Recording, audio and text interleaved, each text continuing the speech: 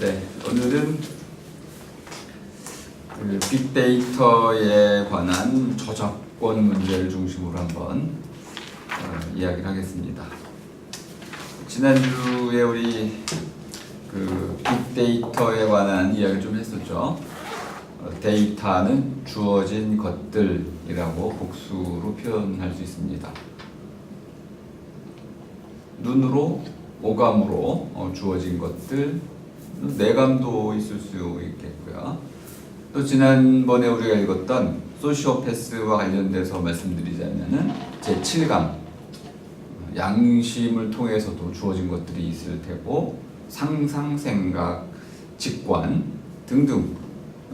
그리고 그것이 다른 사람과 더불어 이야기할 때라면은 영감을 통해서 주어질, 영감 좀 이상한가? 또는 이제 책을 통해서도 우리 수많은 것들을 받을 수가 있죠. 그러니까 주어진 것들에는 크게 주는 쪽과 받는 쪽, 이렇게 하나의 관계가 형성이 되어 있군요. 그럼 이제 데이터라는 것은, 주어진 것들이라는 것은 매개가 있다는 것을 알 수 있습니다. 미디움. 이어주는 것이 있어야 되겠네요. 그럼 원천, 소스라는 것이 있고, 거기로부터 어떤 것을 거쳐서 마지막 목적지에 다다르는 과정까지가 데이터이고 주어진 것들이고, 인포메이션은, 알속은 주어진 것들을 가지고 이게 뭐고? 라고 물어보면 이거는 빛깔이에요, 이건 소리예요, 이건 빗소리가 함께 아우러진 파장이에요, 웨이브예요, 이렇게 수많은 분류, 클래시피케이션을 할 수 있어야 되는 거죠. 분류된 그 데이터들, 분류된 주어진 것들의 분류, 갈래짓기 또는 나눠놓기 또는 한데 묶기, 뭐 따로 가르기 등등, 이렇게 해서 그것이 무엇인지를 파악할 수 있는 것, 이것이 바로 파악된 결과물이 정보 또는 제식으로 이제 알속이네요. 알려진 속. 그럼 만두속처럼 그 알갱이란 뜻이고, 껍데기가 또 있겠네요. 껍데기는 형식이 되겠습니다. 형식, 형태. 이런 형식과 형태는 우리 보고서처럼 어떤 규범으로, 프로토콜 형태로 약정된 어떤 체계로서 앞서 정해져 있는 거죠. 자, 다음 주까지 PPT로 발표합니다. 그러면은 PPT가 바로 형식이 되겠습니다. 그 안에 담아낸 모든 것은 이제 알속이라고 할 수 있는데, 알속이라고 해서 다 뜻이 있는 건 아니죠. 뜻이 있을 수도 없고 엉터리일 수도 있는 거죠. 어쨌든 빅데이터 하니까 덤이라는 말로 제가 이제 데이터, 더미 이렇게 해가지고 데이터와 더미를 연결을 시켰는데요. 주어진 것들을 쌓아놓은 것, 이것이 더미네요. 주어진 것들의 더미를 데이터로 볼 수 있습니다. 근데 이것이 크다고 했으니까 얼마나 클까요? 네, 뭐 화성까지도 가고 목성 가고 뭐 했었죠, 그죠? 네. 그리고 크다라는 개념으로 보니까 한계를 우리가 지정해 놓으면 눈으로 볼 수 있는 것에 한계가 있죠. 보통 20km 정도 볼 수 있나요? 네, 그런 거 볼 수 있습니다. 그러면은 그 바깥에 있는 거는 못 보게 되죠. 망원경이 필요하네요. 그러면 허블 망원경으로 본다면은 뭐 몇백만 광년도 볼 수 있습니다. 그러면 이제 시각, 눈의 이런 한계를 넘어섰으니 그걸 통해서 주어진 것들을 뭐 큰 더미라고 할 수 있나요? 꼭 그렇진 않네요.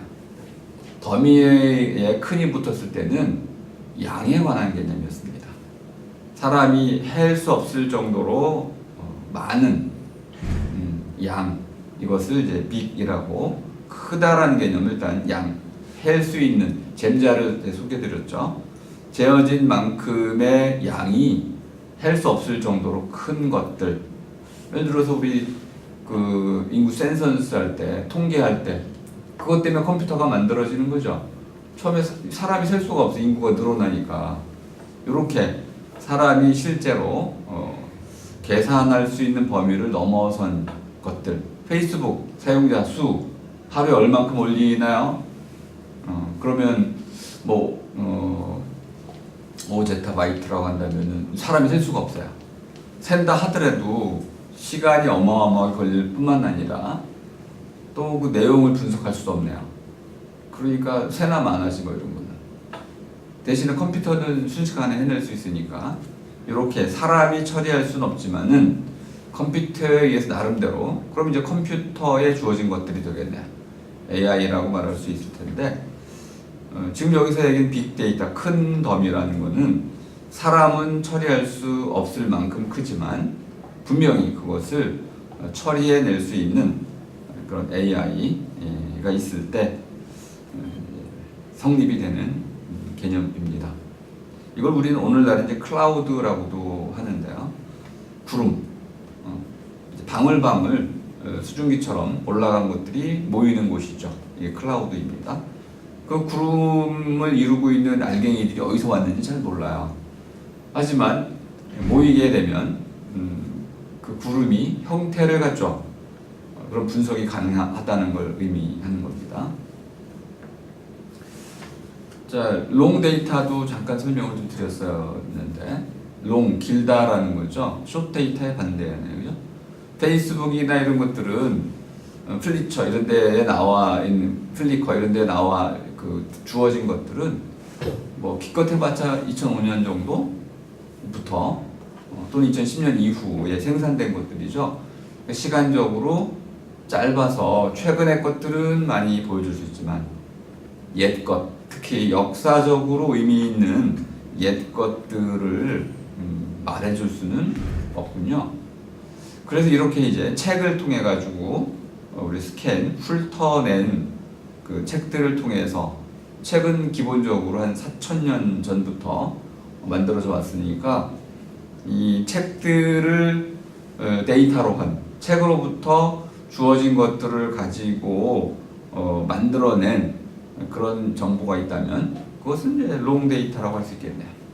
그래서 시간적으로 역사적 분석의 가치를 담을 만큼 긴 이렇게 주어진 것들, 덤이, 이것을 롱 데이터라고 불렀고, 주로 그것들은 책을 통해서 주어진 것들일 수밖에 없겠군요.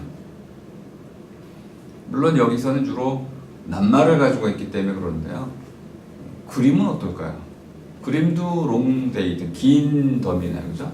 길고 긴 더미가 되겠네요. 그림. 알타미라 동물벽화 있잖아요. 거기로부터 이제 인류 전체가 끊임없이 그림을 그려왔고, 또 수많은 이제 제도들도 만들어 왔죠. 그 제도, 그 역사적인 그 이제 과정을 거쳐서 주어진 모든 것들은 긴 덤이라고 할 수 있습니다. 자, 오늘은 이제 이 책에서 가장 사실 중심적으로 다루는 문제인데요. N그램이라는 걸 설명하는 겁니다. 이 책이 굉장히 많은 이야기를 담고 있는 것처럼 보이지만은 실제로는 아주 단순했습니다. 드라이브드라는 그런 정형화된, 규칙화된 과거형이 아니고 드로브라는, 왜 불규칙 동사가 쓰이죠? 그런데 왜 나머지는 전부 규칙화가 됐죠? 그럼 불규칙 동사가 규칙화가 되지 않은 이유는 뭐죠? is. 왜 이것이 is드라고 하면 되는데 왜 was, 거기다 were도 되고, 왜 복잡한 PP 형태로 가면은 또 뭐 완료 형태로 가면은 has been으로도 바뀌고, 왜 복잡하게 바뀌죠? have 동사도 마찬가지네요. 이거 궁금증으로부터 시작된 논의죠. 그걸 알려고 보니까 영어로 쓰인 모든 책을 다 스캔해야만 되어요. 근데 그거를 페이지라는 사람이 구글의 공동 창업자죠. 그분이 이미 이런 구글 북스를 통해 가지고 미국에 있는 모든 대학 도서관들의 책들을 이렇게 스캔을 해왔죠, 그죠? 그거에 바탕을 두고 그러면 거기서 이지와 R을 검색을 해보니까 그래프가 하나 만들어졌죠.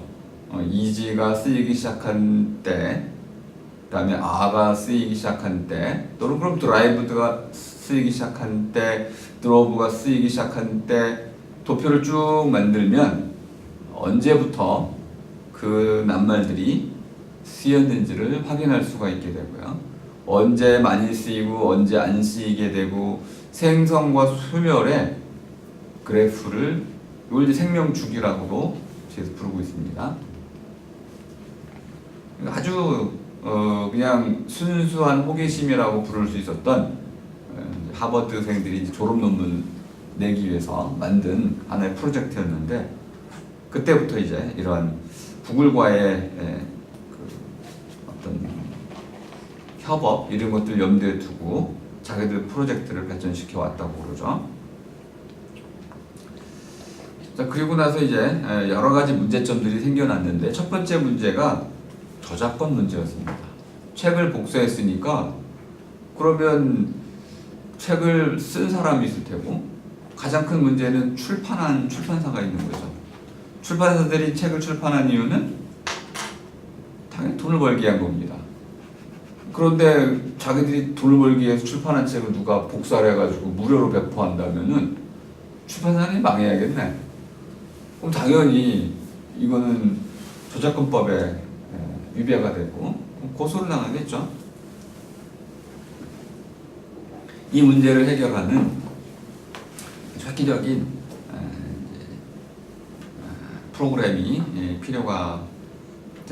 필요했고 그거를 만드는 것이 이 두 저자의 과제였습니다. 그거를 만들어내지 못하면은 자기들이 궁금해하는 그 내용은 아무 쓸모가 없게 되는 거죠. 불규칙 동사가 없어지지 않는 가장 중요한 이유는 아주 단순했습니다. 불규칙 동사는 규칙 동사에 비해서 빈도수, 쓰이는 횟수가 아주 많더라. 많다 보니까 사람들이 적응이 잘 된 거죠. 그리고 너무나 익숙하다 보니까 불규칙성에 대해서 불편을 느끼지 않아요.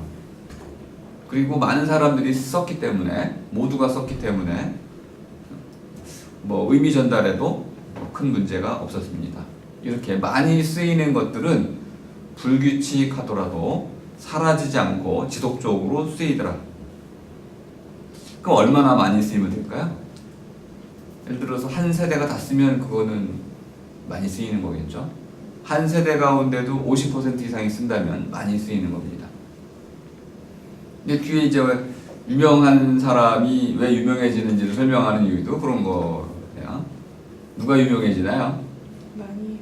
네, 충분히 유명해진 사람이 유명해진 하나만한 얘기 같지만은 어느 정도 임계점, 임계점 포인트, 크리티컬 포인트를 넘어서면 그게 몇 %인지는 정확히 알 수 없지만은 사람들 입에 오르내리기 시작하면 어느 정도의 그 양을 빈도수를 채우면 그 뒤부터는 그 사람이 잊히지 않고 유명세를 유지하더라. 그런데 태어나면서부터 유명한 사람도 있고요.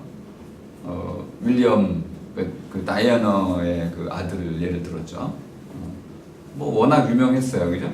그러니까 태어나기도 전부터 유명했던 사람, 죽을 때까지는 이름 하나 없던 사람이 죽고 나서 유명해진 경우, 또 살아있을 때는 그림 한 점 못 팔았는데 죽고 나서 아주 유명한 화가가 된 사람, 이렇게 유명세를 얻는다는 것은 참 이건 정량화할 수가 없네.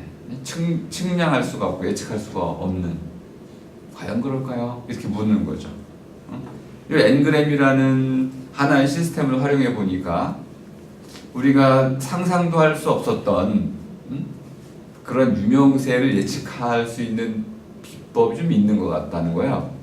그러니까 그럼 이제 유명해지고 싶은 사람은 이제 엔그램을 잘 활용하셔서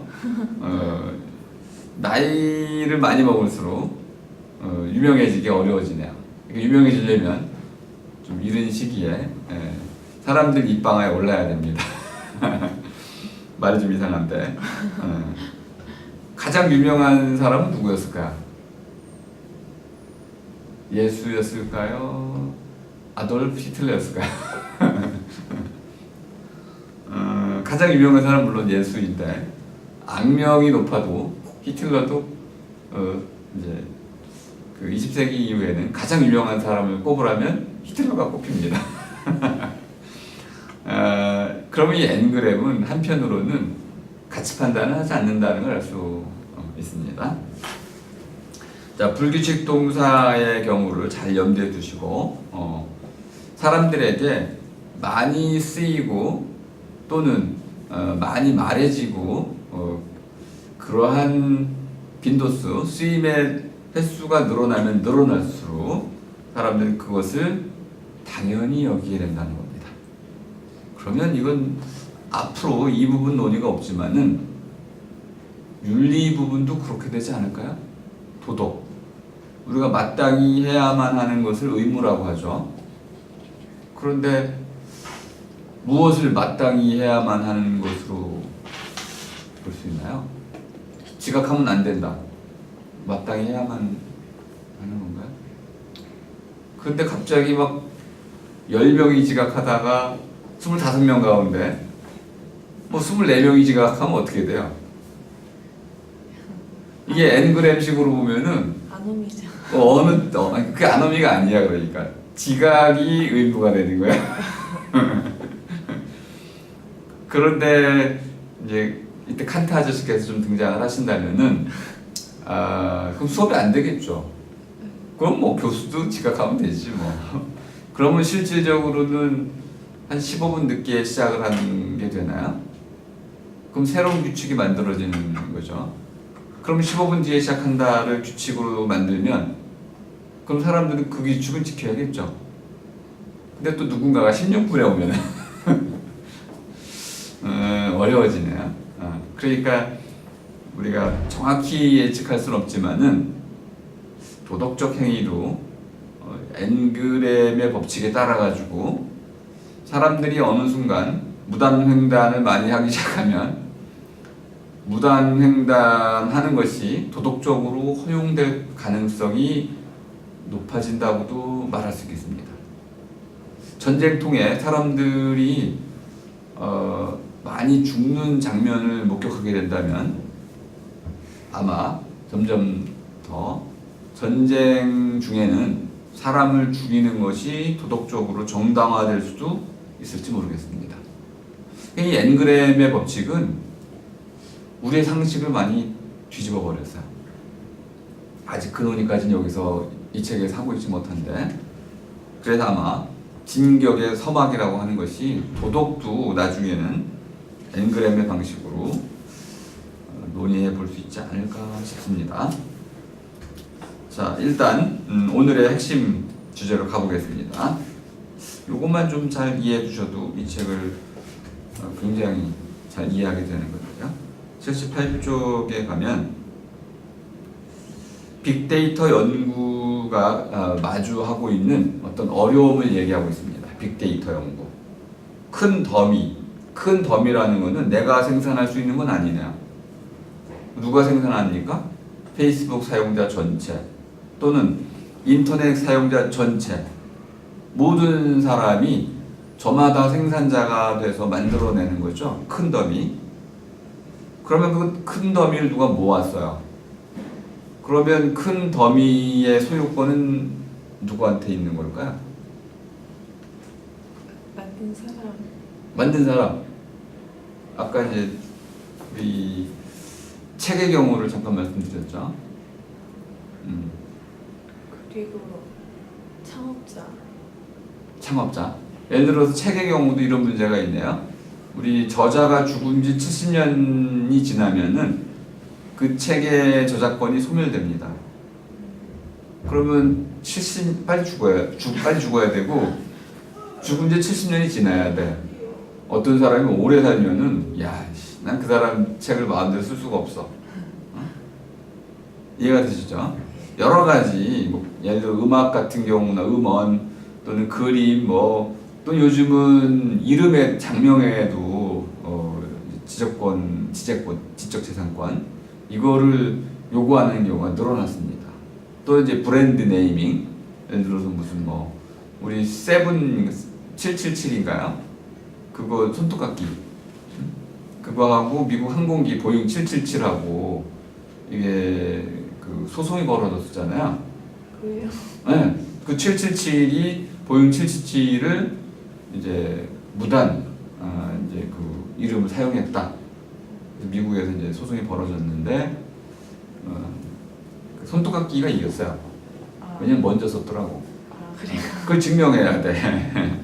어쨌든 지금은 이런 지적재산권 부분은 가장 경제 규모로 보자면 큰 규모입니다. 여러분들은 그렇게 생각 안 하시겠지만은 앞으로 이 지적재산권의 부분은 모든 경제적 부의 원천이 될 겁니다.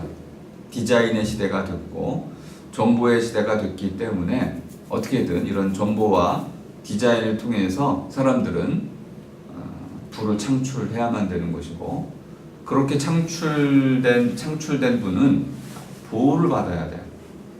예를 들어서 우리가 집을 샀는데 그 집이 법적으로 보호를 받지 못하면 어떻게 되나요? 그 집을 가질 수가 없는 거죠.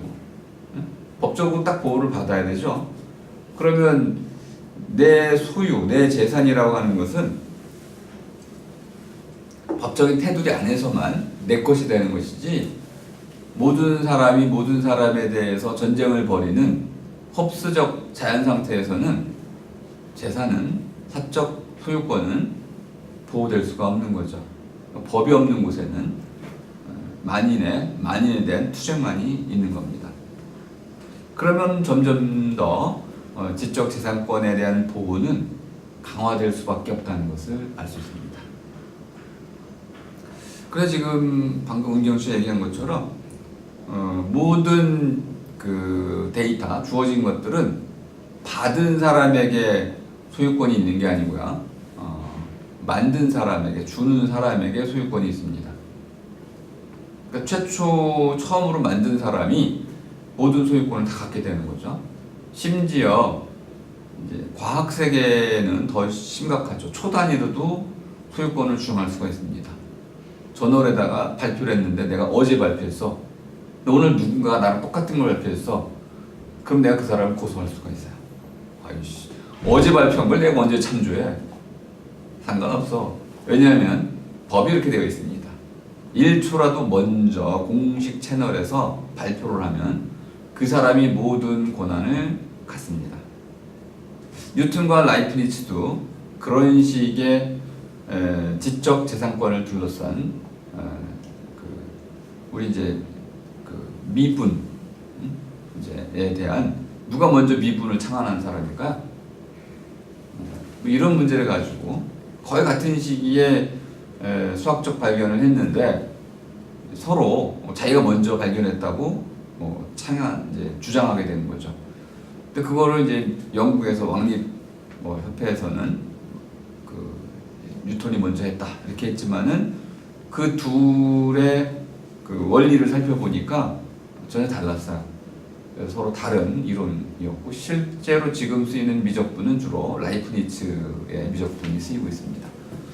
그러니까 이런 걸 이제 누가 판단하는지도 중요하네. 누구에게 소유권이 인정되어야 할지를 누가 판단할까요?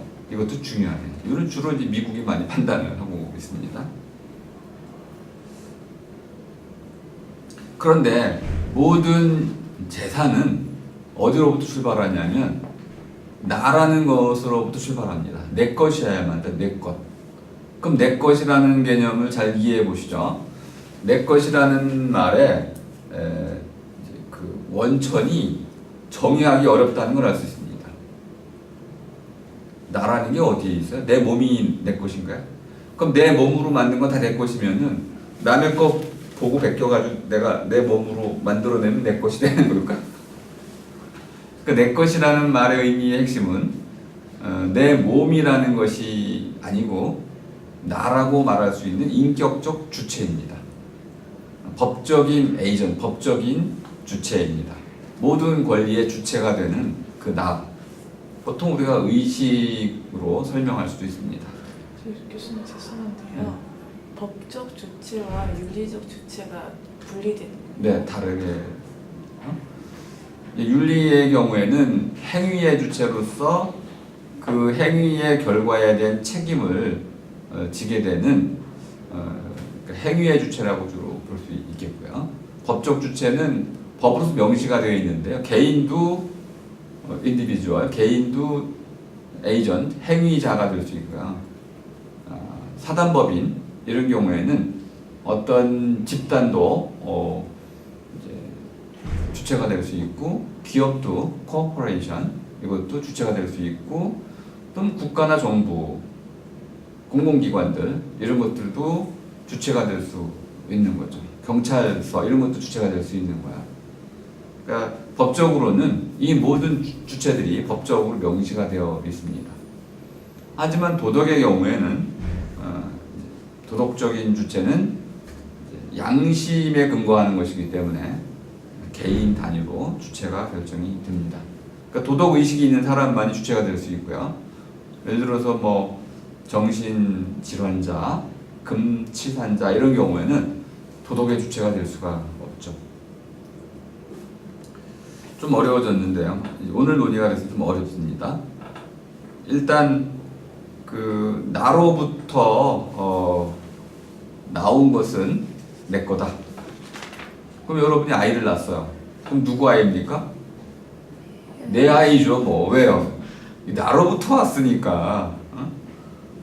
내가 내 집을 주장하려면 그 집이 내 돈으로 산 거야 되는 거죠. 그러면은 어떤 데이터가 주어진 것이 내 것이라고 우길 수 있으려면 그것이 나로부터 만들어지고 나로부터 비롯됐다는 것이 증명되어야겠네요. 근데 거꾸로도 가능합니다. 이제 사생활이라는 말을 좀 설명을 해야 되는데요. 사생활이라는 것은 프라이버시라는 것은 프라이빗이라는 것은 빼앗은 것이라는 뜻입니다. 우리가 뭐 사라고 썼지만은 사생활.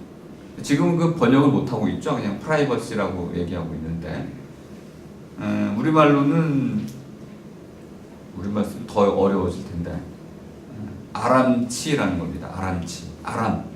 아람이란 말은 가은 씨가 이제 두 팔을 벌려가지고 뭘 끌어안았어요. 그럼 내 거지. 한아름. 두 팔을 벌려서 이제 쥔 것, 이것이 아름입니다. 그러니까 아름이라는 것은 내가 이렇게 안아놓은 것, 두 팔을 벌렸을 때 그 안에 안긴 것이 아름이죠. 그 아람치라는 것은 그렇게 해서 내가 가진 것을 아람치라고 합니다. 그러니까 사라는 것은 내가 가진 것이라는 뜻으로 이해가 됩니다. 그러니까 사생활이라는 것은 내가 다른 사람과 공유할 필요 없이 오직 나만의 것으로 가진 것, 이것을 사라고 보시면 되겠습니다. 그럼 사의 가장 대표적인 영역은 생각이죠. 내 생각. 그리고 내 몸. 이건 오로지 나만의 것입니다. 그러니까 내 몸에 손대면 안 되는 거죠. 심지어는 내 생각을 강제해서도 안 됩니다. 왜? 나만의 것이기 때문에.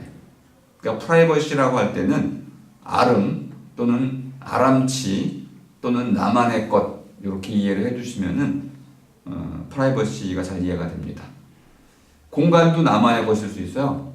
내 방이면은 누구도 내 허락 없이 들어오면 안 되는 거죠. 그러니까 이 아람이라는 개념을 이해해 주시면 프라이버시는 아주 쉽게 설명이 됩니다.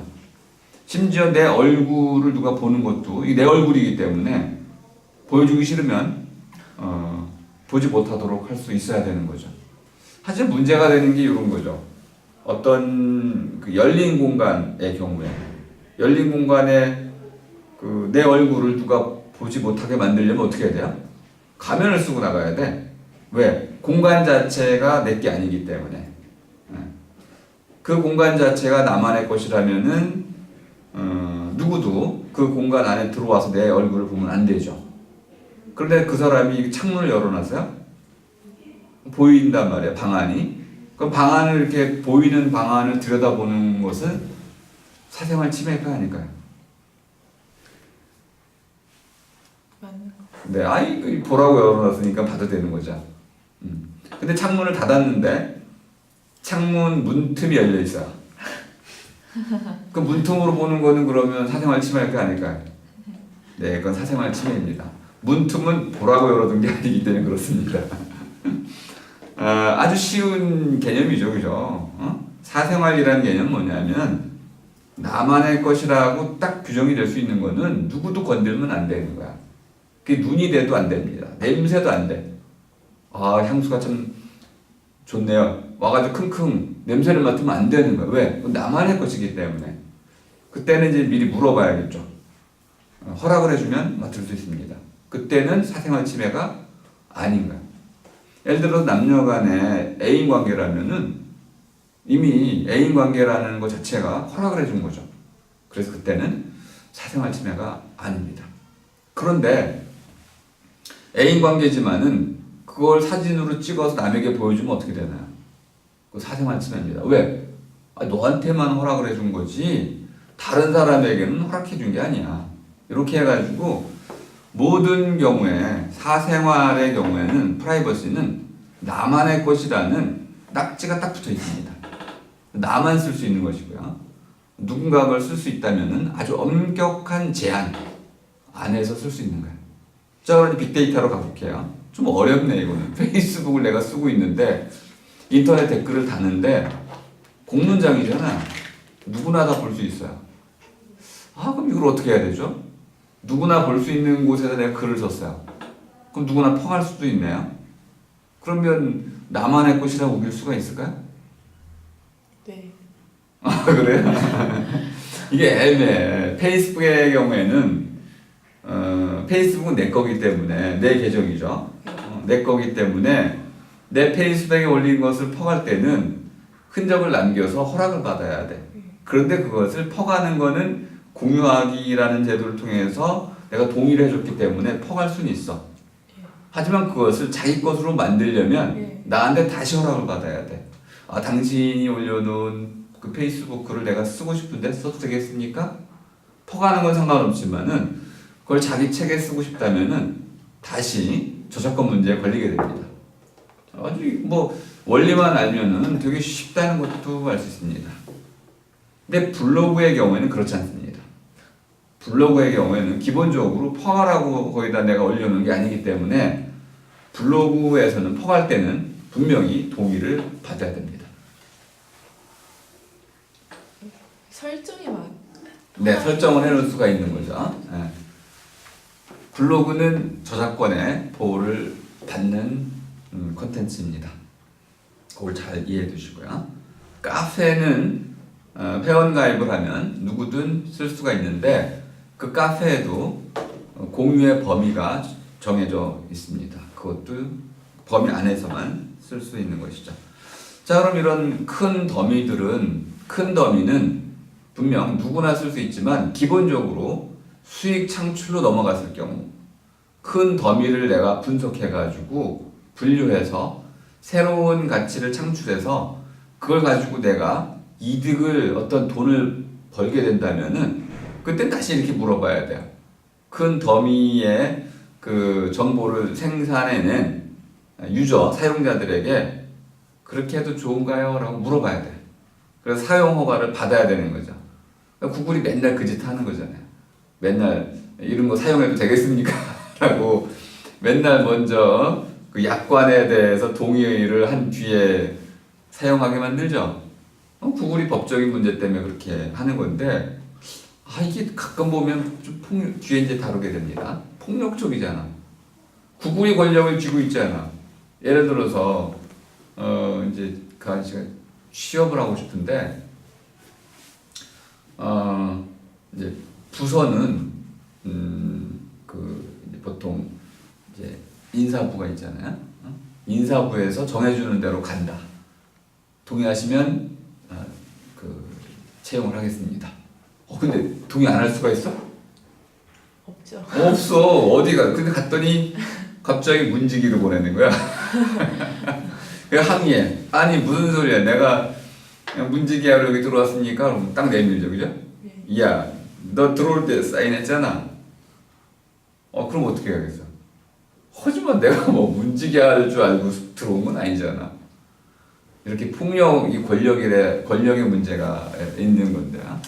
야, 니네 아무리 그래도 니네 돈 벌려고 내가 뭐 그렇게 뭐 페이스북 활동 열심히 한 줄 아니? 윈윈이어야지 윈윈. 응? 왜 내 거 그렇게 마음대로 갖다 쓰는 거야? 야, 정도가 있는 거지. 이게 어려워. 앞으로 이게 그래서 구글이 벌어들이는 돈의 규모를 보면은 아무래도 우리가 좀 착취를 당하는 것 같습니다. 응? 예를 들어 네이버도 마찬가지죠, 그죠? 우리가 열심히 이용해줬더니 네이버가 돈을 너무 많이 버는 것 같아. 그러면 왠지 결과적으로 보자면 과정은 안 그런데 결과를 가지고 보면은 좀 불공평하고요. 이거 공평하지 않아. 좀 나눠달라고 할 수 있을 것 같아. 아마 앞으로는 이 문제도 문제 제기가 될 겁니다. 그러면 기본적인 정리를 해볼게요. 데이터는 빅데이터는 큰 더미는 모든 저작권, 그 저작물에 대한 권리는 만든 사람이 갖는다. 그런데 만드는 사람은 특정한 이제 플랫폼, 그 디딤판을 딛고 활동을 해야 되니까 그 플랫폼 이제 제공자에게 양도를 하게 되죠. 그리고 양도라는 것을 약관이라는 형태로 서로 계약을 맺게 됩니다. 근데 계약을 맺었을 때 우리가 자세한 내용은 잘 모르는데 수익이 창출됐을 때 내가 어느 정도 수익을 좀 보상받을 수 있다는 내용이 전혀 없어요. 그냥 이용하시려면 약관에 동의하시지 당신이 약관에 동의해 들어와가지고 열심히 활동하시면 우린 그걸 가지고 우리 구글이 돈을 법니다. 우리가 돈을 아무리 많이 벌어도 시비를 걸지 않으시겠다고 동의하시나요? 이런 내용이 없어. 돈을 벌면 어떻게 될까요? 좀 나눠주세요라고 우리가 하고 싶잖아. 응? 그 부분은 앞으로 논의가 될 거라고 보는데요. 이걸 표현하는 말이 디지털 공유지라는 겁니다.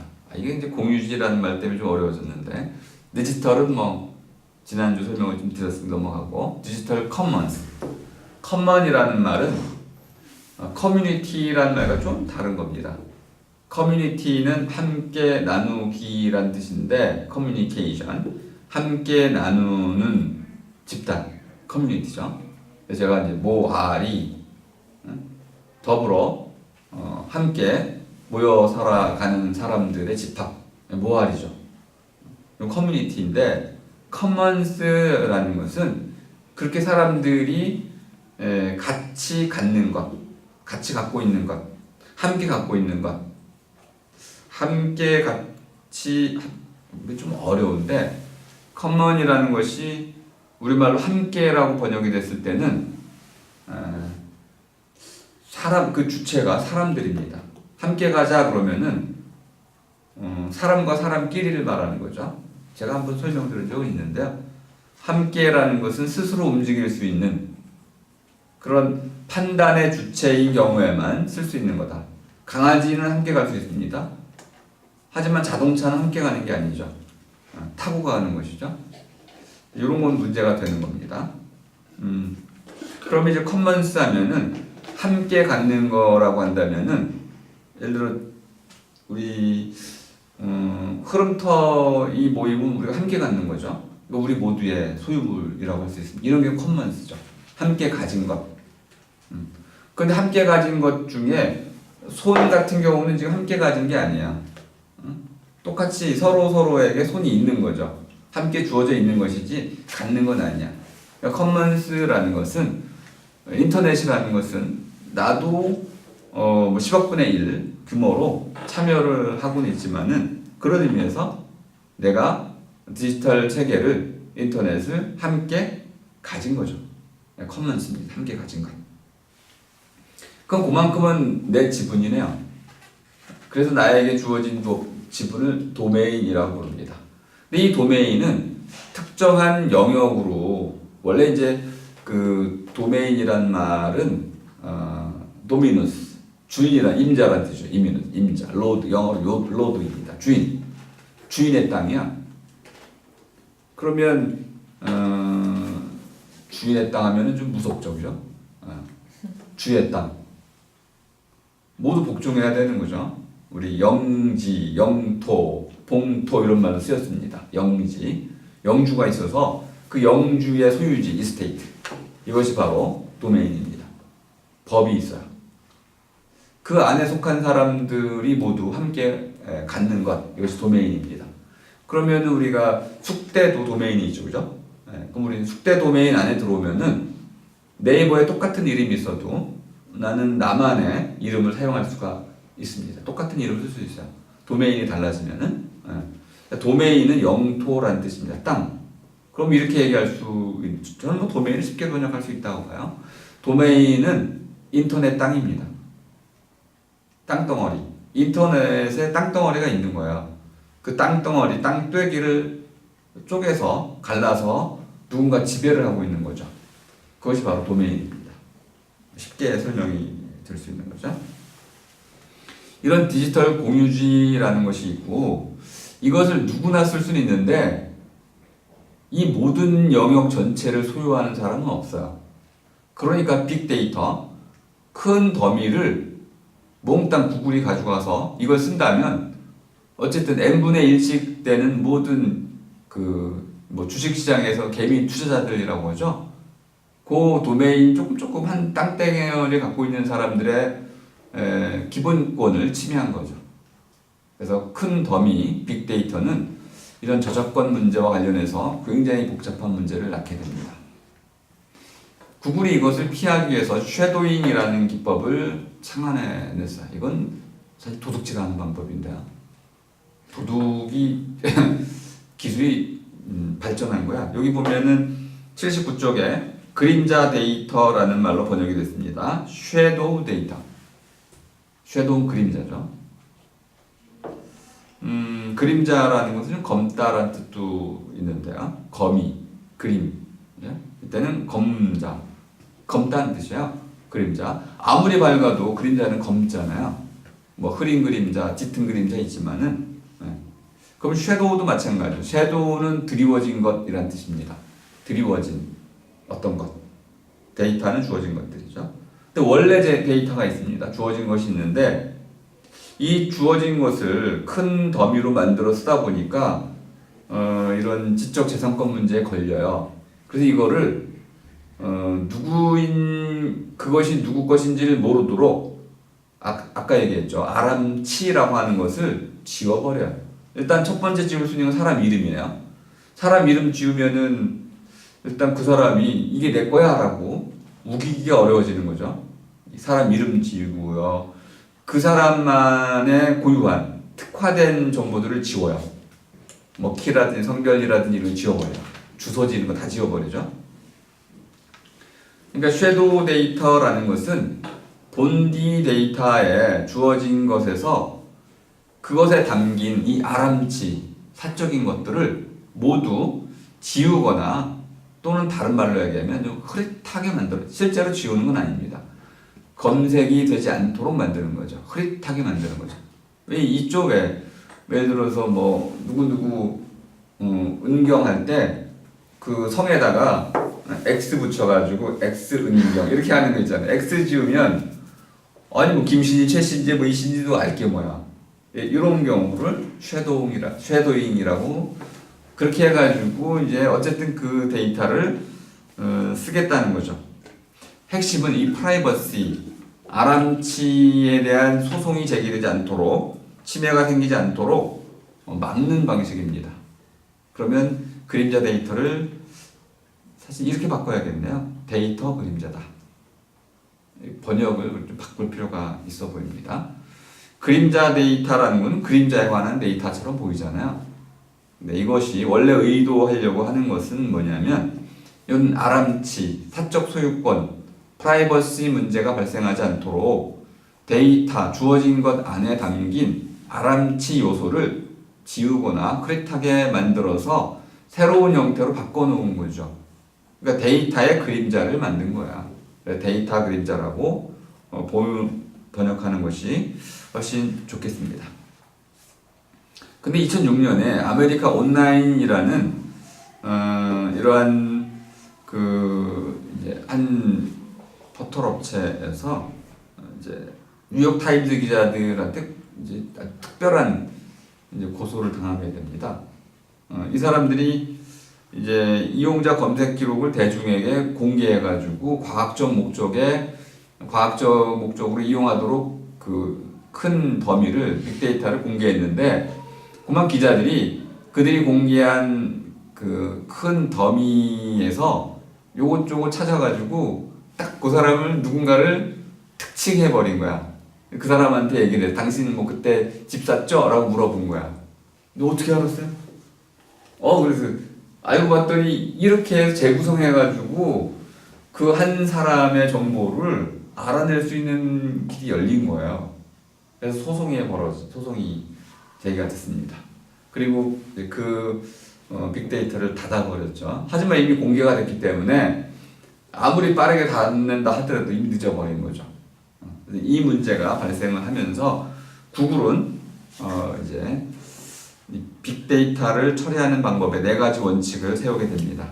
자, 한번 82쪽에 나와 있으니까 한번 보겠습니다. 첫째, 빅데이터를 만드는데 집단적 노력이 들어가죠.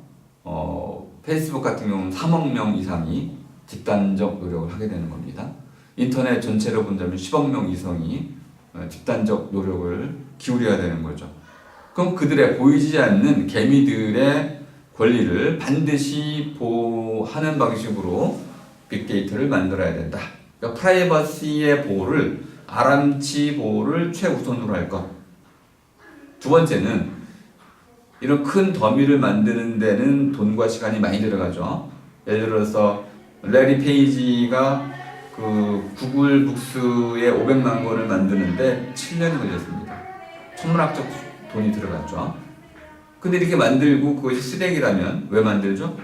그래서 빅데이터는 기본적으로 많은 사람들이 흥미를 가질 만한 것이어야 된다. 쓸데기 없는 데서 빅데이터를 만들면 안 된다. 구글을 위해서 지금 자기들이 정해놓은 겁니다. 흥미로운 어떤 데이터들만을 취해야 된다. 세 번째는 그것을 만드는 회사의 목표에 어긋나지 않아야 된다. 다시 말하면 페이지 여사가, 페이지라니까 자꾸 이상하네.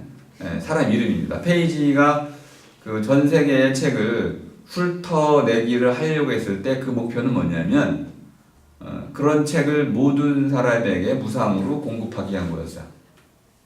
근데 갑자기 다 스캔하고 난 뒤에 그것을 유료로 팔아먹으면 안 된다는 거야. 이해되시죠? 처음에 만든 그 목적에 부합하도록 빅데이터가 쓰여야 된다. 네 번째는 뭐 중요할 수도 있는데요. 실제로 만들어낼 수 있어야 된다.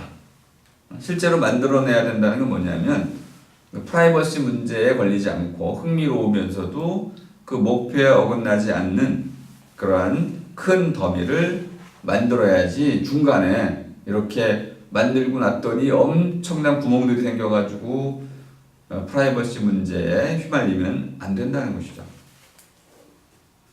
자, 그래서 이제 저작권 문제가 생기는데 이것을 해결하기 위해서 이 두 명이, 이 저자가 바로 그 저작권 문제를 해결한 것이 바로 앤 그램이라는 것입니다. 앤이라는 건 뉴머릭 그래머라는 말도 있죠. 그래머. 그램이라는 건 뭐 바이오그램이라는 데도 있고, 그램이란 말은 많이 쓰고 있는 용어인데요. 이제 원래 고대 그리스 말로는 그냥 쓰인 것이라는 뜻입니다. 쓰인 것. 그러면 n이는 숫자로 쓰인 것이라는 뜻이네요. 이거 또 안 가져왔네. 보여주려고 했던 건데. 이렇게 알파벳 A부터 해가지고 쭉 나오는 거 있잖아요, 그죠? 해가지고 몇 번 쓰였는지 쭉 나오는 거. 이게 n그램이라는 거야. 근데 이 n그램이 첫 번째, 아람치 보호에 확실히 성공하려면은 실제로 N그램은 맥락을 제거해야 됩니다. 그 낱말들 사이에 놓인 맥락을 완전히 제거해야 돼요. 그러면은 이제 프라이버시라는 것은 한마디로 말하면 맥락의 옷을 입고 있는 데이터다. 이렇게 얘기할 수 있습니다. 이렇게 얘기하면 어떨지 모르겠네요. 사진을 누가 공개했어요. 근데 그 사진에 목, 이하, 다리 위에만 나왔어. 그러면은 그거는 프라이버시를 보호하고 있는 걸까요? 얼굴이 안 나온다면은 그거 뭐 프라이버시 맥락이 빠진 거죠, 그죠? 얼굴이 빠지면 얼굴이 안 나온 사진은 한편으로는 뭐 프라이버시 문제에 걸리지 않을 것 같은데, 아니 목에 문신이 하나 있는 거야? 이것도 지워야 되네, 그죠? 예술가가 하면 아, 그러니까 이게 문제가 돼. 맥락을 지운다는 게 어디까지 지우나요? 알 수가 없어. 이거는 누가 결정해야 돼요? 이것도 모르겠어. 그래서 우리가 되게 맥락을 지운다고 지웠지만 나중에 왜 그 뭐죠? 신상털기에다 걸리잖아요. 그러니까 맥락을 완전하게 지울 수 있는 방법은 없어. 이 부분이 이제 어려운데요. 맥락을 배제하기 위해서 가장 필요한 게 뭐냐면 우리가 제공하려고 하는 그 데이터, 그 데이터의 본질을 정확히 이해하는 겁니다. 이거 이제 사전에 관한 얘기를 좀 이제 두 번째 주제인데요. 사전을 만들 때 사전은 뭘 담는 그 도구냐 하면 낱말, 워드를 담는 도구입니다. 워드. 근데 문제가 워드에 대한 정의가 불가능해요. 이게 낱말인가 아닌가요? 모르겠죠, 그죠? 근데 어디서 이걸 누가 낱말을 쓸 수가 있어? 응? 리끼다 낱말인가 아닌가요? 그럴 수도 있고 아니죠. 그러니까 이거 누가 정의해요? 커뮤니티. 저는 혼자 만들어 쓰는 낱말이 굉장히 많은데 혼자만 쓰는 낱말이 굉장히 많아요. 제가 이제 정리하는 저만의 적발인 그 파일에 보면은 남들은 읽을 수 없는 그런 낱말들이 뭐 들어 있어요. 그러면 그건 낱말인가 아닌가? 다시 말하면 사적인 낱말들이 있잖아요. 예. 그 낱말이거든요. 그럼 낱말을 어떻게 정의할 수가 있어요? 철학이 있어야 돼요. 철학이 있어야 돼요. 아, 철학이 있어야 된다. 일단 낱말에 대한 가장 일반화된 그 정의는 의미를 갖는 최소의 소리야. 그러면 이건 감탄사니까 의미를 갖죠, 그죠? 이렇게 의미를 부여하면 되는 거죠. 근데 의미가 있는지 없는지 또 누가 판단해요? 듣는 사람, 말하는 사람. 말함이와 들음이가, 다시 말하면 말을 함께 나누는 사람들이 그 소리에 의미가 있는지 없는지를 판단할 수 있죠. 근데 가끔은 의미 없는 소리도 의미가 있을 수가 있어. 그냥 서로 그냥 즐기자고 하는 경우 있잖아요. 노래 같은 경우 주거니 받거니 하면서 그 자체가 바로 의미가 있잖아요. 그 의미가 있냐 없냐를 판단하는 것도 대단히 어려운 문제예요. 낱말에 대한 정확한 정의가 어렵습니다. 그 소리는 어디까지가 소리인가요? 제가 한번 굉장히 어렵게 쓴 나중에 보니까 맥이라는 글자가 나왔어요. 저는 그 이전에 이미 수많은 소리 낼 수 없는 글자들을 많이 만들어 봤거든요. 우리가 그냥 훈민정음을 쓸 수는 있는데 절대 누구도 소리 낼 수 없는 낱말을 만들어 놓고 읽어봐 그랬더니 소리를 못 내. 읽을 수가 없어. 근데 그건 왜냐하면 여러 개의 낱말을 합쳐 놓은 거거든요. 낱말을 합친 낱말은 낱말이 아닌가? 그것도 낱말이죠 뭐. 소리는 없어. 소리값은 없어. 그 세상에서 가장 긴 낱말이 있습니다. 몇 개더라? 아무튼 뭐 철자로 보자면은 제가 정확히 기억은 안 나는데 낱말 하나가 한 3쪽까지 갔던 것 같아. 그거를 말하려면은 그 낱말은 소리로 그 낱말인데 분명히 등재되어 있는 낱말이야. 사전에 등재되어 있는 낱말인데 그걸 말로 말하려면은 해가지고 응? 언제 그 한 낱말을 언제 그게 낱말이야 도대체? 그건 센텐스라고 말해야 될 거 아니야. 근데 분명히 낱말이야. 그 낱말과 센텐스는 뭐냐면 문장의 경우에는 주어, 동사, 목적어로 구분이 되는 아티큘레이션, 마디가 나뉘어지는 거죠. 근데 이거는 그게 없이 그냥 아무 의미 없는 소리의 집합으로 쭉 만들어놨어. 어떤 사물을 지칭하는 건데 그 사물이 독특한 방식으로 존재하는 방식까지를 합쳐가지고 예전에 뭐 인디아나 존스인데 보면은 주먹 쥐고 일어서 사람 이름이란 말이야. 그럼 주먹 쥐고 일어서가 어떻게 그 사람 이름 부르면 사람 이름이지 뭐. 이렇게 된 거죠. 박차고 나온 놈이 셈이나. 이게 사람 이름이야. 그럼 낱말인가요, 그거는? 네, 이름으로 붙였으니까 낱말이 되는 거예요. 그래서 이제 궁금해지는 게 이거죠. 무엇이 낱말인지를 알 때 우리가 찾는 게 있죠. 사전. 사전을 찾아봐. 거기 들어가 있으면은 낱말이고 안 들어가 있으면은 낱말이 아닌 거야. 근데 이제 다시 한번 두 번째 질문을 해볼 수 있죠. 사전 누가 만들었죠? 학자들이. 사전 편찬자가 있죠, 그죠? 네. 보통 국어학자들이 만듭니다. 그럼 국어학자들은 사전에 적어야 할 낱말과 그렇지 않은 것을 어떻게 구분하죠? 표준어 아닌가? 표준어. 그러니까 무슨 기준으로 정하냐 이거. 그 사람들이 정하면 낱말이 되고 안 되고 그러는데 이 폭력이잖아요. 그래서 이상규 원장님 전 국립국어원장님은 방언 사전을 만들었어요. 아니 국어 사전에 안 들어온 방언 사투리들이 굉장히 많잖아. 이건 낱말이 아닌 거야? 아니죠. 아니 이거 누가 그럼 정하요 도대체? 낱말이냐 아니냐를 사전 편찬자들이 정하는 걸까? 아니요. 아이씨, 그러니까 사전이 너무 폭력적인 거야. 낱말의 주의를 결정해 버리니까. 대학 들어오고 안 들어오고를 결정해 버리는 거야. 그럼 떨어진 사람들은 그 무슨 사람이야, 그거는? 어이, 이렇게 결정하니까 사전 편찬자들이 굉장한 월권을 갖고 있다고 느낍니다. 또 하나 물어볼 수 있어요. 그 사전 편찬자들은 어떤 기준으로 낱말과 낱말 아닌 것을 구분했을까요? 그 사람들은 신적인 능력을 갖고 있나요? 이건 낱말, 이건 낱말 아니죠. 기준을 가졌죠. 그래서 우리 그 한국어의 표준이 어디야? 뭐 서울 사람들이 서울 경기까지 확장은 됐지만은 서울 경기 사람들이 쓰는 말이 표준 말이야. 왜 거기가 표준이야? 그건 넌센스 중에 정한 거죠. 그럼 부산 사람이 쓰는 사람 말 표준 말이 될 수가 없는 거네. 전라도, 충청도, 함경도, 평안도. 그럼 다 방언이야 그냥. 이렇게 되는 문제가 생겨버렸어요. 그래 가만히 보니까 사전 편찬자들은 낱말의 사냥꾼들이야. 들어보는 거야. 그래서 가은이가 뭐 얘기를 했어. 가을. 근데 또 은경이가 가을. 나도 가을. 이 사람 저 사람 가을 하면서 말하는 게 비슷해. 아, 많은 사람이 말하는구나. 가을을 사전에 올려. 그러니까 기본적으로 사전 편찬자는 두 가지 하는 거야.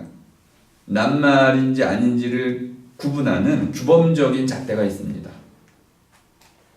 문법에 의해서 보통 그것이 제한이 됩니다. 두 번째, 문법을 파괴해도 왕따. 이게 문법에 뭐가 맞아요 이게? 왕따돌림인데 이게 전혀 맞지 않잖아 문법에. 얼짱 이런 것들. 하지만 사람들이 쓰잖아. 그리고 그것이 의미 전달에 뭐 사실 뭐 상당히 정확하잖아요. 그러면 이런 왕따라는 것을 사람들이 많이 쓰면서 의미가 주어졌죠. 그럼 아까 첫 번째 정의, 의미를 가진 최소한의 소리다. 왕따는 의미를 가진 소리네요. 그러면 분명히 낱말의 지위를 부여해야 됩니다. 그럼 국어학자들은 그렇게 사람들이 쓰는 말을 잘 듣고 사람들이 의미 있게 쓰면 사전에 실어야 되고 사전에 실리면 곧바로 낱말의 지위를 얻게 되나요? 자, 이때 이제 N그램 그 창안자들이 등장을 하게 됩니다. 정말 국어학자들이 이렇게 열심히 성실히 낱말을 열심히 듣고 그걸 사전에 올리던가요? 조사를 해봤더니 웬걸 그렇지 않다는 거야. 너무 많이 빼먹고 있다는 거야. 사전에 실리지 않은 낱말들을 사람들이 너무 많이 쓰고 있다는 거야. 사전 누가 만들어야 되나 이제는? 자, 기본적인 전제를 아까 말씀드렸어요. 규범이라는 것은 한계가 있습니다. 왜 서울이에요? 이렇게 물어보면 할 말이 없죠. 규범이 아닌 거야. 그리고 문법도 바뀌고 있죠. 낱말의 경우에는 문법보다는 사람들이 그것을 하나의 낱말 개념으로 쓰는지 안 쓰는지가 중요합니다. 왕따는 문법과 상관없이 낱말입니다. 그렇다면 주먹쥐고 일어서 박차고 나온 놈이 셈이나 이런 것들은 이름이기 때문에 분명히 낱말의 지위를 갖고 있어요. 문법하고 상관이 없습니다. 그럼 이제 중요한 건 두 번째 거네요. 사람들이 그것을 의미 있는 소리로 쓰고 있는지 아닌지가 중요한데 아니 이 사전 편찬자들이 왜 이렇게 많이 빼먹으셨슈? 야 자격이 없는 거 아니에요? 그래서 N그램 창시자들이 이렇게 얘기합니다. 우리 사전 보실래요? 네? 그래서 우리 구글 빅데이터가 만든 사전 좀 보실래요? 했더니 500만 단어가 나왔어. 지금 미국 사전이 싣고 있는 낱말의 총 수는 150만 단어쯤 됩니다. 국어 사전의 경우에는 한 50만 단어가 조금 넘습니다. 그래도 500만 단어가 나왔어요. 그러면 이 사전을 누가 뭐라고 말해야 돼? 이거? 어떤 게 사전이야? 그러면. 근데 문제가 하나 있었죠, 그죠? 우리 N그램의 경우에 빈도수를 따지지 않잖아요, 그죠? 한 번 쓰인 것이든 뭐 100만 번 쓰인 것이든 다 실어줘. 그러니까 이걸 사전에 실어봤자 사람들에게는 아무 의미가 없을 수도 있습니다. 그리고 그걸 누가 설명해 줘야 되잖아. 쓰였다는 것 자체가 중요한 게 아니고 그래 쓰였는데 그 쓰임의 의미를 누군가 풀어줘야 되잖아요. 사전에 보면 풀이가 나오잖아요. 이게 빠진 걸 사전이라고 할 수 있을까요? 그러니까 현재는 과도기네요. 어쨌든 중요한 거는 사전이 만들어지는 아주 중요한 통로가 사람들이 쓰는 말을 잘 귀담아 듣다가 그것이 어느 정도 이상의 빈도수를 갖게 되면 사전에 올리는 방식으로 사전을 만들고 있다면은 N그램 편찬자들은 반드시 사전 작업에 참여가 돼야겠군요.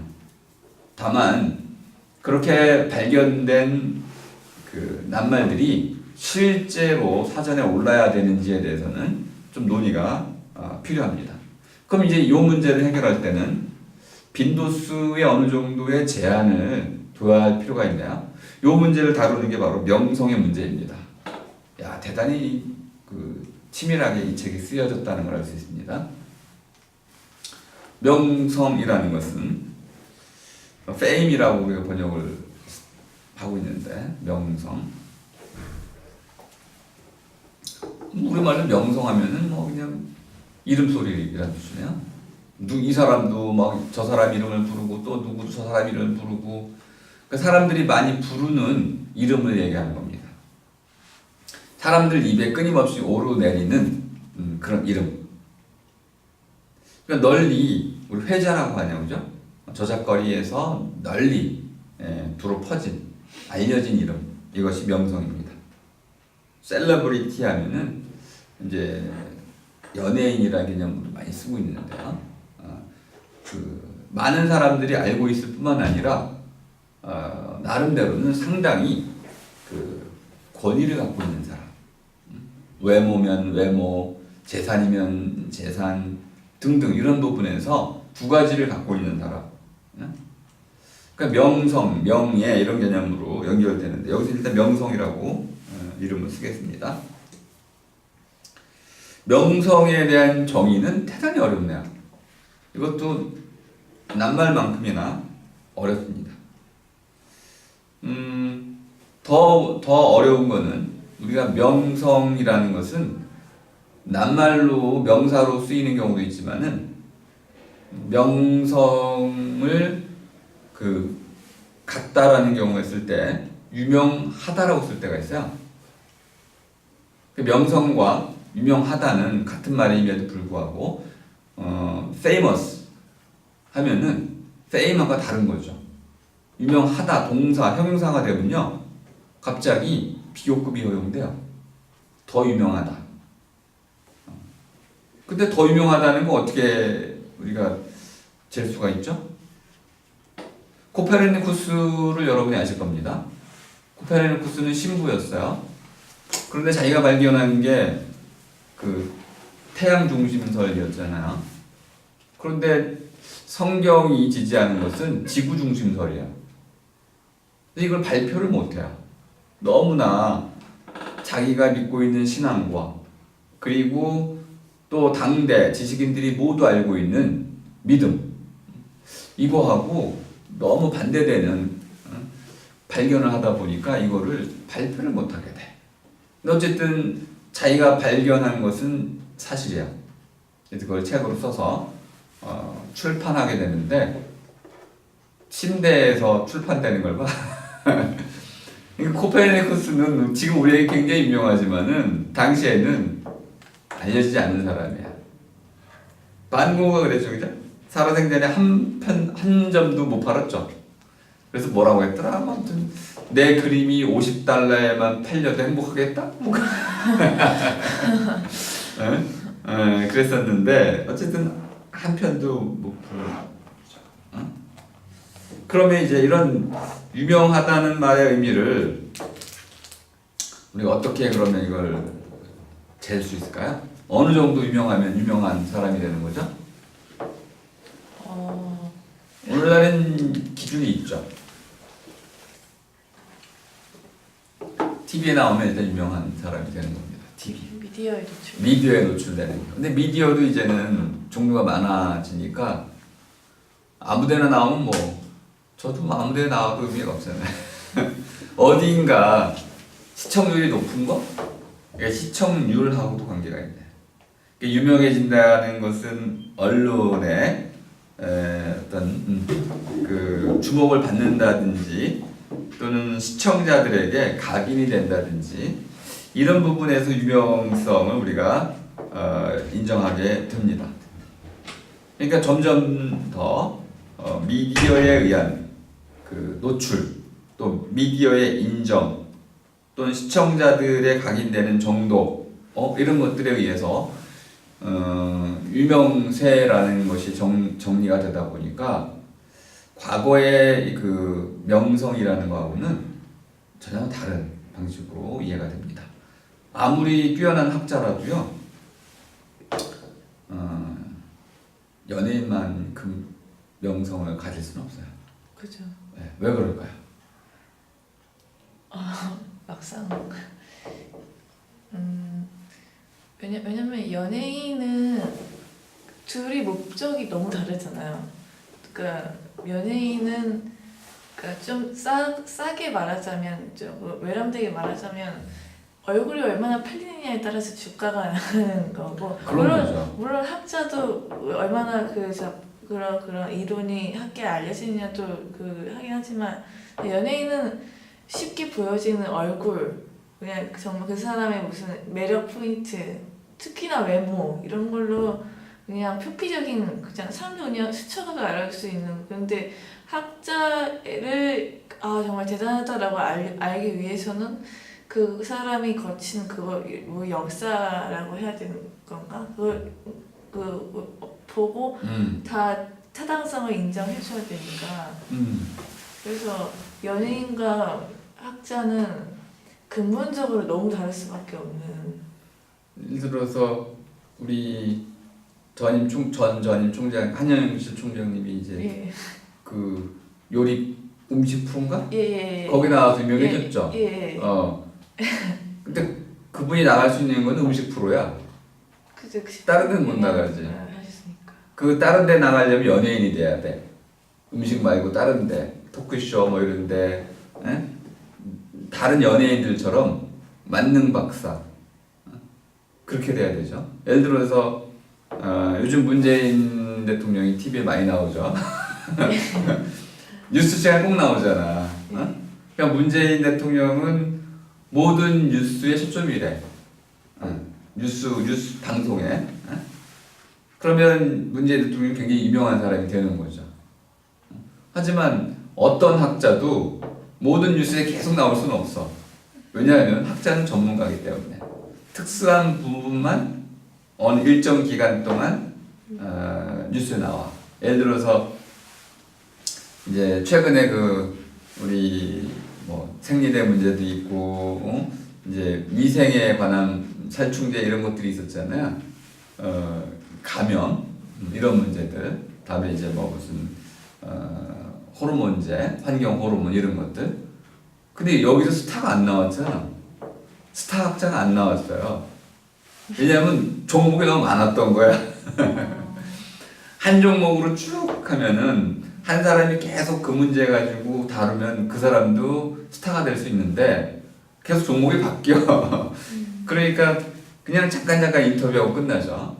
그런데 어떤 경우에 이 스타가 되냐면은 그 촛불 집회 때 탄핵 같은 경우 최근에 많이 뜬 그 변호사들 보면은 예, 맞아요. 계속 탄핵 얘기해요. 형량이 어떻고 뭐 몇년 이런 거. 관여했죠. 그러니까 하나의 사건이 지속될 때 거기와 관련된 전문가들이 유명해지는데 그들은 똑같이 그 사건이 사라지면 그들도 사라지게 되는 거죠. 근데 연예인들의 경우에는 예를 들어서 뭐 그 빅뱅이라고 칩시다. 네. 빅뱅은 뭐 음악 프로가 뭐 갑자기 사라지나요? 그렇진 않죠. 다만 장르도 유행을 타요. 예를 들면 트로트 가수들은 일정 기간 활동하면 갑자기 불황군에 좀 안 보이게 되죠. 이런 부분에서는 유통기한, 이제 생명주기라고 말할 수 있는 일종의 유통기한이 다 있는 거죠. 그럼 명성은 어떻게 확보가 되냐면 그 짤막한 유통기한 내에 사람들을 완전히 사로잡았을 때, 그러니까 충분히 사람들에게 그 짧은 시간 내에 그 사람이 어떤 사람이라는 것이 각인됐을 때, 유영철 같은 경우는 그럴 수 있겠네요, 그죠? 그러면 절대 잊어버리지 않게 된다는 겁니다. 그러니까 나름대로는 뒤에 보면 유명한 사람들을 쭉 분류해놨어요.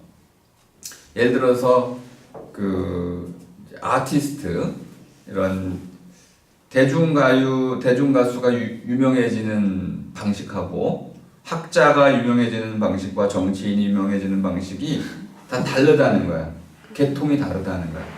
그래서 그 계통에 따라서 이제 명성을 얻도록 노력을 하면 된다는 건데 공통점이 몇 가지는 있다는 겁니다. 일단 일찍 유명해져야 된다는 거야. 어린 시기에.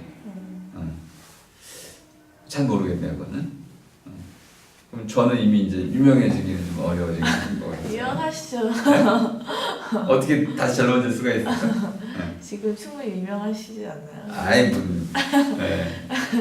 네. 이 책의 핵심이 바로 그런 거였어요. 우리가 알고 있는 기본적인 인문학적 상식이 있잖아요. 예. 이런 것들을 엔그램이라는 방법으로 다시 분석을 해보니까 완전히 새로운 사실이 등장했어요. 저는 사전 편찬자 얘기가 아주 충격적이었습니다. 아, 그렇구나. 무슨 권리로 그 사람들이 그 사전에 들어가야 할 말과 그렇지 말아야 할 말을 구분하는 걸까? 이 부분이 좀 상당히 새로운 시각으로 사전을 이해하게 해주었습니다.